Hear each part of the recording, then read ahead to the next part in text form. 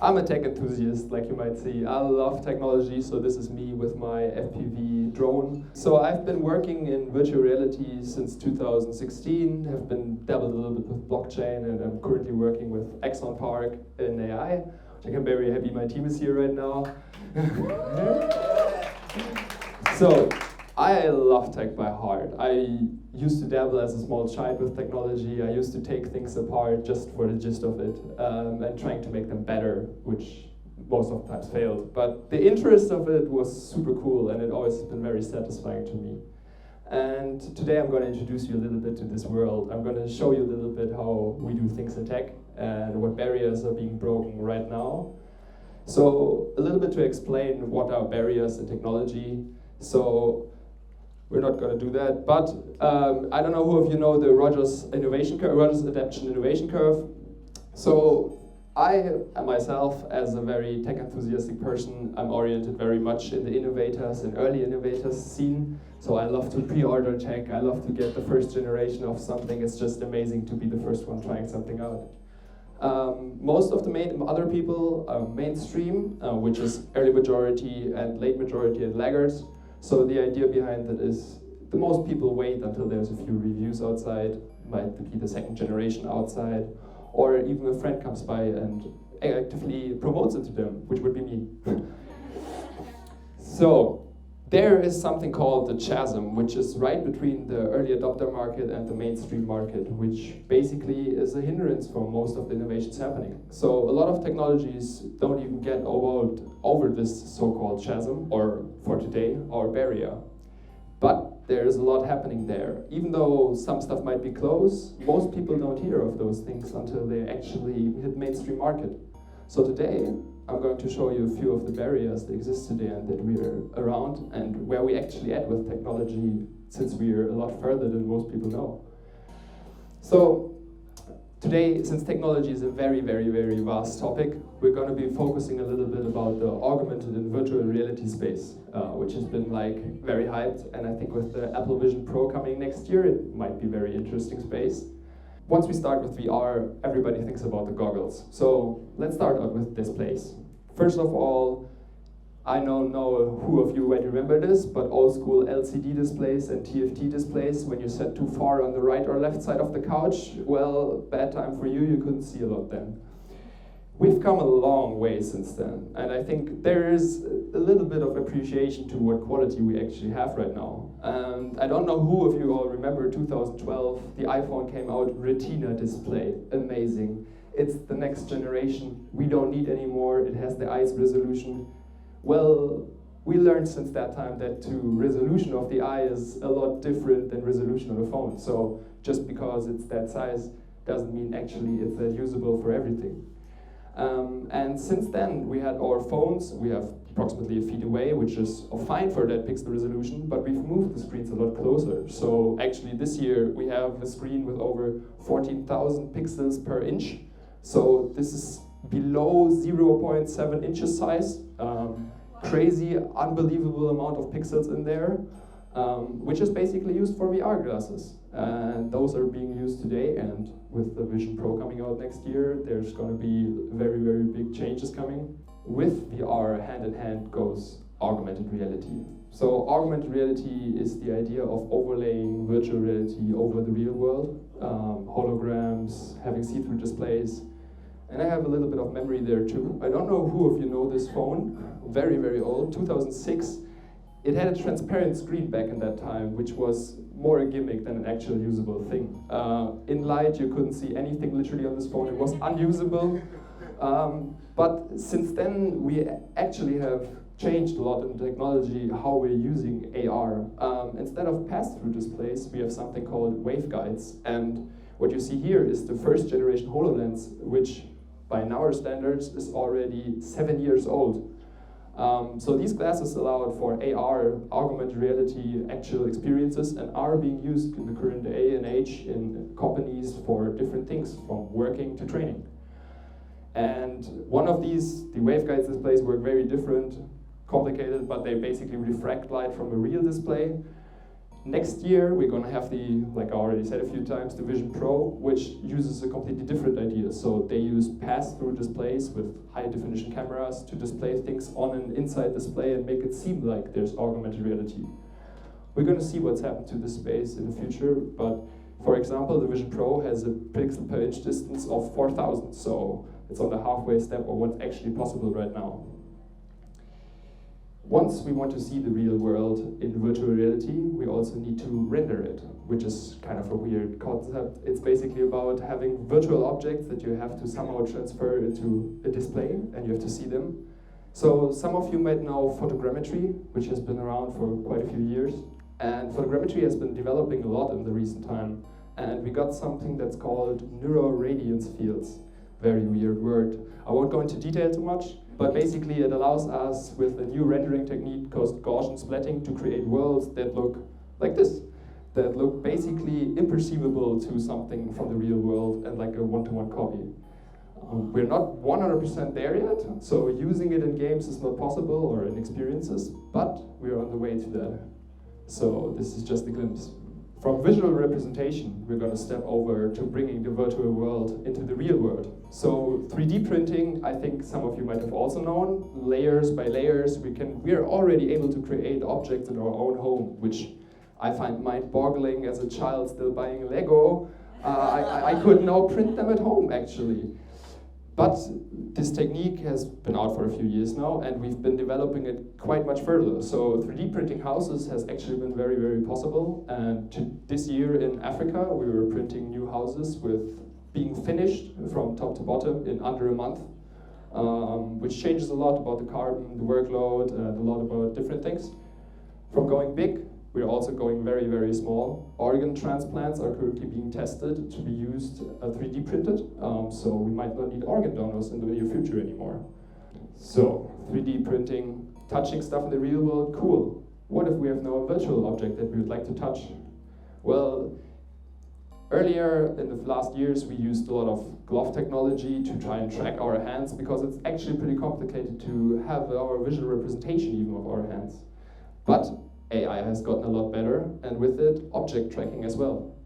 Hand tracking has gotten quite usable now. Who of you knows Minority Report? The same things are actually possible today. So if you wanted to, which is very unusable right now, but you could use your computer solely with your hands. From that, we want to have feeling, we want to have haptic, we want to have feedback. Well, at that stage, we are still in the glove stage. We have the possibility to do things in that direction, but they're still pretty much research technology. A thing that we might see there as the evolution of it is something that actually came out a long time ago and from a completely different technology space. So BMW in 2017 and the CES Electronics Computer Electronic Consumer event in 2017 basically released a holographic touchscreen which had ultrasound haptic feedback. So when you touched in the air, you could actually feel something like a button clicking below your fingers. This technology is not there yet. We haven't heard much about it anymore, but you don't know what happens in the future. Now we go a little bit into the futuristic steps. Something that sounds straight out of a sci-fi movie, nanorobotics, crazy technology. I would have thought that this is still theory, solely theory. But actually this year, we made crazy progress. So we're using DNA in combination with nanorobotics to remove cancer cells from the body actually, without harming any other tissue. It's currently being tested on mice, so the stuff is getting steps forward. But there's actually a community around the whole nanorobotics thing, which is called IoT, so Internet of Nano Things. There's been protocols developed for bots to interact with each other, to be able to know each other. And we don't know where this technology might get us. So there's still a lot of open space there. From the straight to the future, we go straight to the past. Analog computing. I don't know who of you know stuff like that. Hole punch cards and mechanical computing have been a thing of the past for quite some years. Digital computing is the way to go today. And it's cool, but there is some problems with digital computing that come in from the sense how it works. So it's zeros and ones. Our world doesn't work on zeros and ones. We have stuff that works gradually on very micro scales. So a good example, for example, would be the old school vinyls. It took CDs a really long time to catch up to the quality of vinyls, because vinyls were actually an analog process of sound waves that you could listen to afterwards. Same thing is happening now with computers and microchips. So this year actually had some breakthroughs with reprogrammable analog computers, which would allow us to make things like lamps, your faucet, but also like anything around you much easier, intelligent, and reliable, because with analog computing you need much energy, because you don't need to translate anything from real world to zeros and ones. This is also very, very helpful in one of the topics that I think everybody knows about and has heard about with our end this year. So whoever hasn't seen this screen this year is, I think, probably been living under a rock. ChatGPT has been the latest craze of AI, and I don't want to talk about it really long, but I just want to give us a scale on what we did in the last year about AI. So we started out with GPT 3.5 being 175 billion parameters big, really big number. We've stepped that up now. GPT-4 is at 1 trillion parameters. Amazon has made a model that's at 2 trillion numbers, and we have another Facebook model which is at 16 trillion parameters. So the craze has been crazy. And this is one of the few technologies that has been over the chasm, that has been able to break this barrier and has allowed the influx of the mainstream market to help out. A good tech presentation can't be without quantum computing. So, quantum computing is a super complex topic, and I won't touch it really much, but I can tell you that it's not just future music, it's a thing that's actually being developed right now. And for a measly $10 to $100 million, you can put one of these things into your home and can do probably nothing with it. But there's been research done, and one of the very interesting things, for example, is quantum entanglement communication. So quantum entanglement, complex process of quantum. Basically, we're able to create a new technology where we can almost instantaneously communicate with the other side. Very hard, very complex topic, but we are stepping slowly towards it. And while AI is taking all the spotlight, quantum computing will come very, very soon. If you counted, those were 9 barriers, but I promised 10 barriers at the start. So the last barrier is something that I'd like to give you all to think about and to witness yourself, probably. Because it's going to be a barrier that's going to come in the near future, that's going to involve us all probably, and that's going to change a lot in how we handle things. Combining the prior technologies all together, we get something that's called real-time internet. Currently, when we want something from the internet, when we want to ask something, we want to communicate, it's on a request-answer basis. We have to wait for answers to get there. We have to interact with things to wait for their answer and then act upon it, which makes us very reliant on the whole computer and technology thing.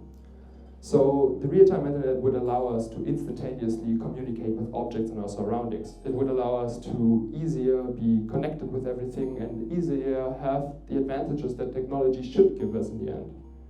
So I'm hearing a lot of you asking, but why? Why should we do that?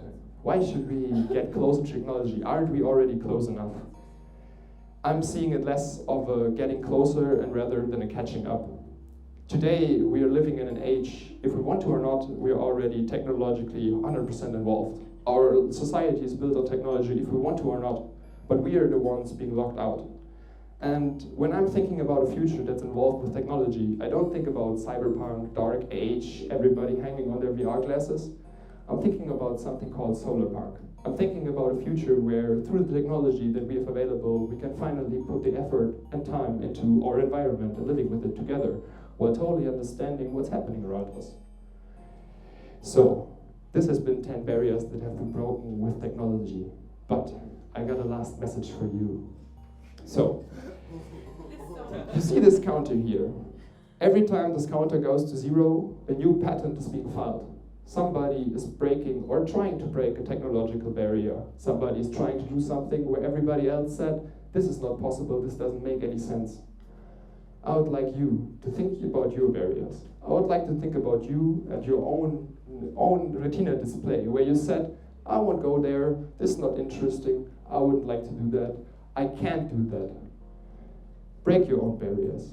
Try to break your own barriers and try to do something with it, even if you don't know what the result might bring you, like the real-time internet. It might be something bigger that you can't even see it. Thank you.